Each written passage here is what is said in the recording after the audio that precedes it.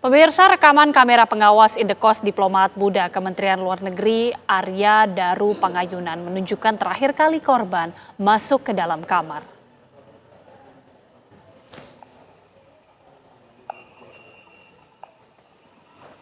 Dalam rekaman CCTV, nampak Arya masuk ke dalam kamar pada pukul 23.23 waktu Indonesia Barat, Selasa 7 Juli 2025. Tidak ada gerak-gerik mencurigakan dari Arya ketika masuk ke dalam kamar. Pagi keesokan harinya, Arya sudah ditemukan tewas dengan kepala terlakban.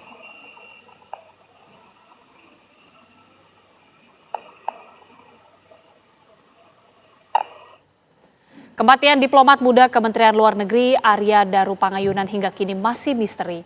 Dari video amatir terekam saat seorang pria berupaya membuka jendela kamar kos Arya Daru Pangayunan.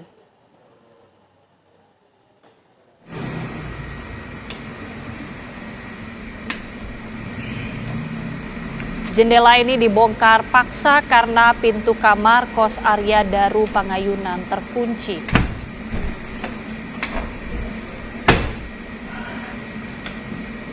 Rumah kos diplomat muda ini merupakan lokasi yang privat. Akses untuk memasuki area ini menggunakan akses card tertentu yang hanya dimiliki penghuni kos.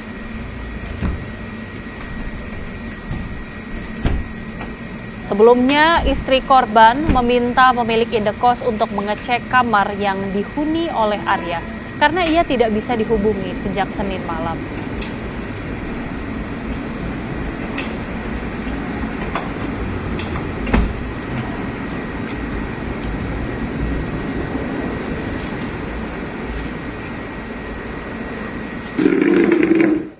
Kami dilahirkan untuk menjadi besar tanpa melupakan akar, untuk menjadi yang terdepan tanpa melupakan arti kemanusiaan, untuk memberikan arti tentang dedikasi dalam memaknai hidup dan mewujudkan mimpi, karena komitmen adalah segalanya bagi kami.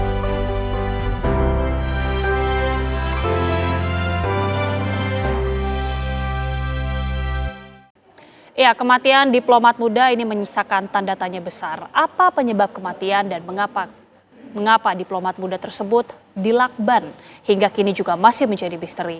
Apakah ia meninggal dunia karena campur tangan pihak lain atau karena diri sendiri? Ini juga belum terpecahkan. Apalagi jasadnya ditemukan di dalam kamar kos yang terkunci. Kami akan membahasnya dengan kriminolog Hanifah Hasna yang sudah bergabung secara virtual. Selamat sore, Mbak Hanifah. Selamat sore Mbak Gita. Mbak Hanifah, ini tentunya menjadi pertanyaan besar kematian yang cukup tragis dari diplomat ini. Bagaimana pandangan Mbak Hanifah ini kejanggalan dari kasus kematian Arya Daru? Iya baik. Ini kasus yang tidak biasa ya kalau kita bilang ini bunuh diri. Ini juga sesuatu yang tidak lazim karena tidak banyak kasus-kasus bunuh diri yang menggunakan lakban. Karena kalau menggunakan lakban berarti ada kondisi-kondisi yang harus diabaikan gitu ya. Kalau menggunakan lakban itu kan berarti proses menuju kematian kalau dia memang niat itu akan berlangsung cukup lama.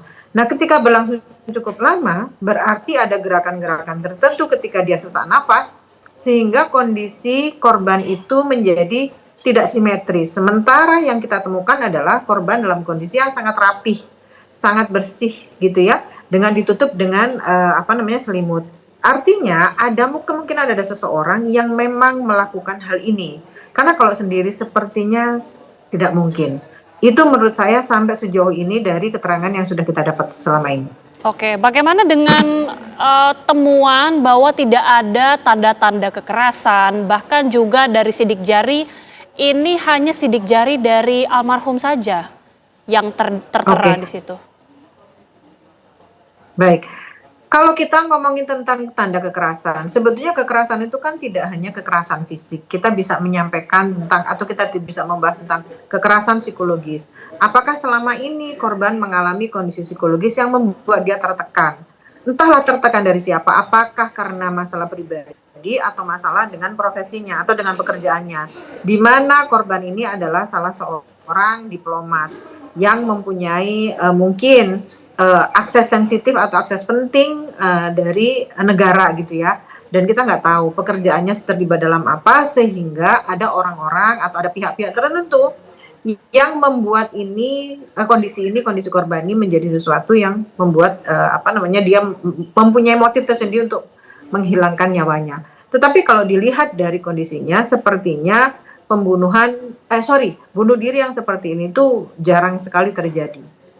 Oke, berarti kita tidak bisa melihat ini dengan sederhana ya Mbak Hanifah?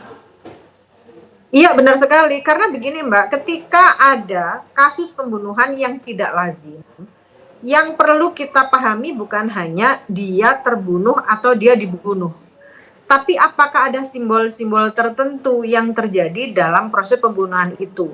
Simbol pertama adalah dia menggunakan lakban. Lakban itu untuk apa sih? Untuk membungkam, untuk menutup sesuatu. Kalau memang ini digunakan sebagai simbol, menutup apa? Apakah menutup informasi? Atau justru hanya menutup mulut ketika si pelaku itu mau melakukan pembunuhan. Makanya perlu kita pelajari lebih lanjut mungkin oleh pihak kepolisian, awalan dari penggunaan lakban itu dari mana. Kalau memang dari mulut berarti ada upaya untuk menutup mulut biar korban tidak teriak ketika terjadi pembunuhan itu. Lalu ada kekuasaan, apakah ini dilakukan oleh orang-orang yang berkuasa di mana atau orang-orang lawannya di mana membutuhkan kekuasaan yang dimiliki oleh korban ini sehingga melakukan hal-hal dengan kekerasan yang sehingga membuat kematian. Lalu secara psikologis, apakah ada kondisi-kondisi psikologis terkait tekanan pekerjaan, tekanan dalam hubungan sosial dan lain-lain sehingga membuat si korban ini merasa tidak bisa menyelesaikan permasalahannya. Tapi kalau demikian kan akhirnya ujungnya dia terindikasi untuk melakukan bunuh diri. Tapi walaupun demikian, ketika kita melihat bahwa kondisi terakhir dia dalam kondisi seperti itu, sepertinya sangat kecil kemungkinan dia melakukan bunuh diri. Oke, Mbak Hanifah, kami sebelumnya sudah berbincang dengan keluarga dari almarhum yang mengatakan pertemuan terakhir dengan keluarga tidak ada perubahan sikap, tidak ada perubahan gestur ataupun berpamitan. Apa yang bisa dibaca dari interaksi almarhum dengan keluarga? Apakah ini bisa mengindikasikan sesuatu? Kalau kita melihat dari obrolan kita sebelumnya bahwa korban ini kecil kemungkinan dia melakukan bunuh diri gitu ya, berarti memang bisa jadi korban tidak mengalami kondisi yang signifikan dengan dirinya dan keluarganya, sehingga keluarga tidak tahu apa yang terjadi dalam diri si korban itu.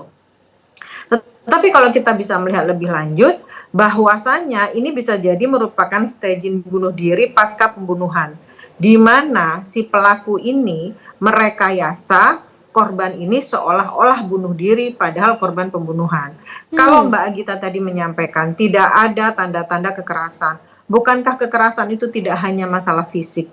Kekerasan itu bisa masalah psikologis yang kita tidak tahu seperti apa luka batin dari si korban ini. Sehingga alangkah baiknya ketika penyidikan dan penyelidikan ini melibatkan teman-teman orang-orang terdekat. Kali ini sudah melibatkan keluarga, tapi keluarganya kan jauh dari korban. Bagaimana dengan kondisi di kantornya? Bagaimana di lingkungannya? Ini harus kita pelajari bahwa secara psikologi dan sosial ini yang harus kita bongkar sehingga mengetahui sebetulnya ada masalah apa secara eksternal sehingga korban ini melakukan atau ditemukan dalam kondisi yang sudah meninggal. Baik, kita akan nantikan bagaimana perkembangan selanjutnya. Terima kasih Mbak Hanifah Hasna, kriminolog yang sudah bergabung bersama kami di Kabar Petang. Terima kasih, selamat sore. Terima kasih.